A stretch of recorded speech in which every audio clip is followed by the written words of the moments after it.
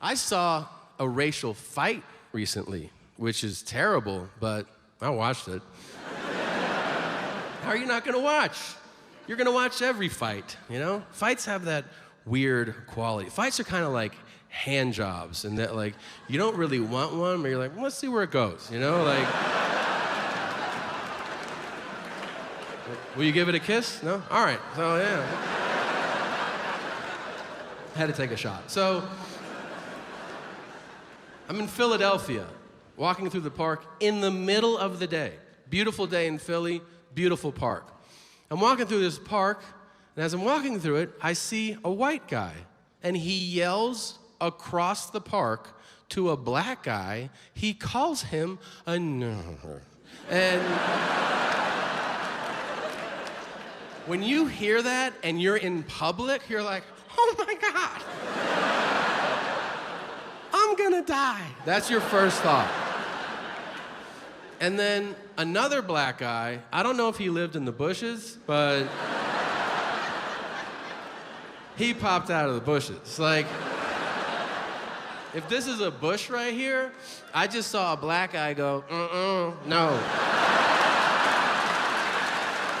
Not in my park, But it's like, no one else saw that guy. Only I was like, oh my God, I see that guy! Like that. And it became my own personal movie. I watched him line up like the honey badger. He was like, that one? All right. And he sprinted across the park and he tackled the white guy. So instinctively, I just went, get him!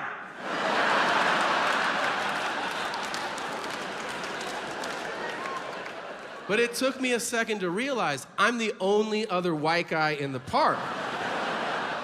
Yeah, so like 10 black people turned and I went, no! Him. Our him. And they were like, what? And I was like, I'm out, that's what.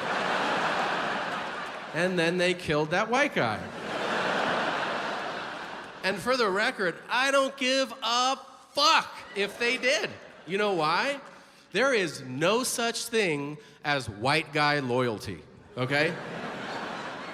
I mean, there is, but those guys are obvious as they hold torches, but the rest of us,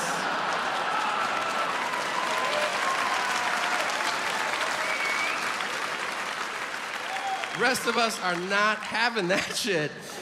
And let me tell you something, man. I'm jealous of interracial loyalty, because I see it. You know, if you're white, you see it with other races. Asian, you see it with black people for sure. What I'm talking about, there can be a dangerous situation. Let's say it's a fight, and there's a black guy in that fight. And then another black guy that doesn't know him will go, I'm gonna involve myself. Just on account of us being of the same race. At our core, we are brothers. I see that, and I'm like, wow. Because when you're white and you're in that situation, you're like, fuck that guy, I don't know that guy. Do whatever you want to him, I don't give a shit. Let you do something like that guy in the park and then look at me like, hey man, are you gonna help out? You should know something. You're about to get murdered, okay? I will fucking take pictures as you're beaten and upload them, hashtag honky, hashtag dead honky, fuck you cracker, I'm out of here. Now,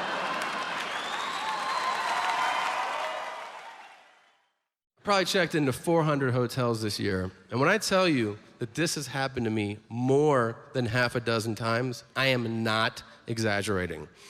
Every hotel check-in begins usually the same. It's standard. Hotels, the people at the desk, they go, last name? And this just happened to me. Last name? And I go, Segura. And the guy goes, whoa, are you Japanese? And I go, 100%, yeah. And he just goes, oh, we don't get a lot of Japanese people here. That's pretty cool. So I have to stop him and go, hey man, I'm not Japanese. And he goes, Segura. Segura! Sounds Japanese. I go, that's because you're saying it Japanese. I could be Smith, and if you want to go Smith, it's Japanese. He goes, well, what are you? Which is fucking rude. Can I just say it's never important to ask that question? What are you? It's never important to ask that. It's sometimes important, but not a lot. When is it important? Sushi chef, accountant, 100-meter dash. Outside of that, sometimes it matters. So I tell him, I go, Segura is Spanish. And he goes, that's weird. You look white. I go, I am white. And he goes, but you're Spanish? And I go, correct. He goes, do you speak Spanish? I said, yes. He goes, so you're Mexican? And I go, no. And he goes, I don't know what's going on. I said, what's going on is you failed fucking social studies. And you're not too good at geography either. And then I see his head drop, like he feels bad. I'm like, look, man, you understand there's white people in Mexico. You know that part. And he goes, no, I don't. I said, there's white people there, there's black people there, there's even Asian people there. And if you really want to shit your pants, those Asian people, they speak Spanish too. You don't expect it, but they're like, dim sum, muy rico, si lo quiero probar, si no lo quiero probar, concha tu madre, nadie te quiere, anda la mierda. They are Asian, and they speak Spanish. I probably checked into 400 hotels this year, and when I tell you that this has happened to me more than half a dozen times, I am not exaggerating. Every hotel check-in begins usually the same. It's standard. Hotels, the people at the desk, they go, last name? And this just happened to me. Last name? And I go, Segura. And the guy goes, whoa, are you Japanese? And I go, 100%, yeah. And he just goes, oh, we don't get a lot of Japanese people here. That's pretty cool. So I have to stop him and go, hey man, I'm not Japanese. And he goes, Segura. Segura! Sounds Japanese. I go, that's because you're saying it Japanese. I could be Smith, and if you want to go Smith, it's Japanese. He goes, well, what are you? Which is fucking rude. Can I just say it's never important to ask that question? What are you? It's never important to ask that. It's sometimes important, but not a lot. When is it important? Sushi chef, accountant, 100-meter dash. Outside of that, sometimes it matters. So I tell him, I go, Segura is Spanish. And he goes, that's weird. You look white. I go, I am white. And he goes, but you're Spanish? And I go, correct. He goes, do you speak Spanish? I said, yes. He goes, so you're Mexican? And I go, no. And he goes, I don't know what's going on. I said, what's going on is you failed fucking social studies. And you're not too good at geography either. And then I see his head drop, like he feels bad. I'm like, look, man, you understand there's white people in Mexico. You know that part. And he goes, no, I don't. I said, there's white people there, there's black people there, there's even Asian people there. And if you really want to shit your pants, those Asian people, they speak Spanish too. You don't expect it, but they're like, dim sum, muy rico, si lo quiero probar, si no lo quiero probar, concha tu madre, nadie te quiere, anda la mierda. They are Asian, and they speak Spanish. You ever meet somebody and they're so boring, you feel like they poisoned you? Like, you're talking to them and you're like, I feel like I'm dying right now. And I think you did it. This guy's name is Craig. I met him, I made sure to get it. I was like, I'm gonna remember you for the rest of my life, man. I met him at the bank. Is he a bank teller? No. Is he a security guard? Nope. What's his job? I don't know, whatever they call that guy that stands in the lobby of banks now, where you walk in and you're like, do you work here? And he's like, I think so. That guy? The lobby liaison?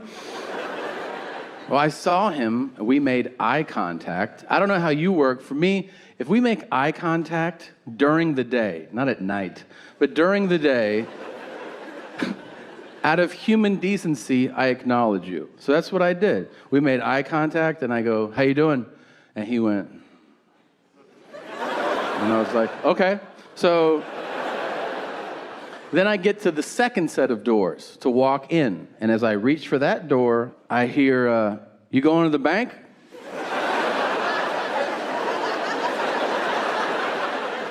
I go, is this still a bank? He goes, yeah. I go, I'd like to. And he goes, go for it. And I was like, okay, thanks. And then I reach back, and he goes, I'm going to Virginia next week. Are you telling me that? He goes, you said, how you doing when you got here? I had to think about it. That's what I'm doing. I go, that's the craziest shit I've ever heard anybody say. And also not how that question works, but all right. And now I reach back, and he goes, yeah, my sister lives there. And I'm like, how long she live there? Now I'm roped in. He goes, 15 years. And I go, you've never been? And he goes, uh-uh. Now I'm starting to look at him like, hey, man, do you drive to work, or does somebody drop you off? You know what I mean?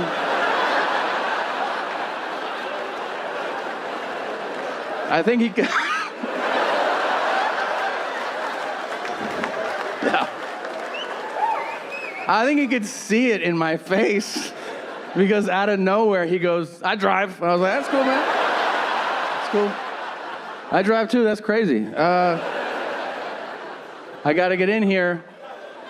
He goes, yeah, we're going to check out D.C. and we're going to see some monuments. I go, I would love to hear about it, but I have to make a deposit. He goes, well, I'll be here when you walk out. I go, you motherfucker. Fuck that guy, and fuck everybody like him. If you have the audacity to tell people how you're doing when they say, how you doing, that shit is rude and selfish, all right? I'm serious. There are two acceptable answers to how you're doing. Fine and great. And if you're miserable, you say fine. You don't burden people with your real world problems during a courteous exchange. Yeah. Guys, have you ever thought about how many times you may have slept with your significant other? You should know the answer, so let me just start there, all right? If you do, that's terrifying, and we'd like you to leave. Yeah, if you're sitting here, you're like, oh, finally, somebody has... There's 926... There's the exit. What I'm saying as a concept, it is reasonable to assume if you've been with somebody 3 years, you have a healthy thing going on, you may have slept together a few hundred times, right? Right. Now, I want you to think about how many times your dad has finished inside of your mom. So many times. Tom, why would you say that? Well, basically, I think all of our moms are a bunch of cum dumpsters, you know, but your mom more than my mom. Now, I know, it's a tough image to get out of your head once I've planted it, right? You're like, God damn it, my mom's dripping? Probably, yeah. Soaking wet. Look. Your mom has done some nasty shit. Let's talk about it.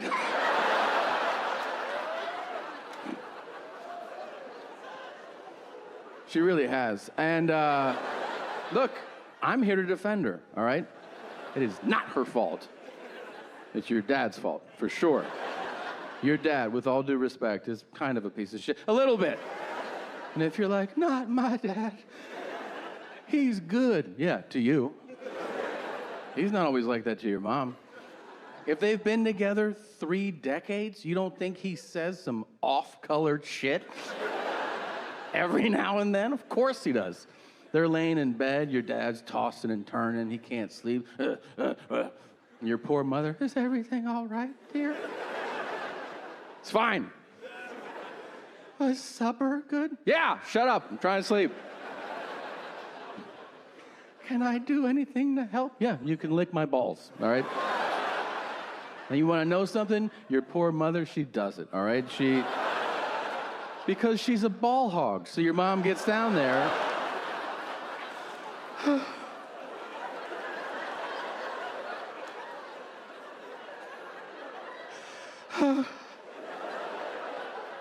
And she goes, I like my life. Oh, your mom. Now, your grandma. Think about some of the things that she's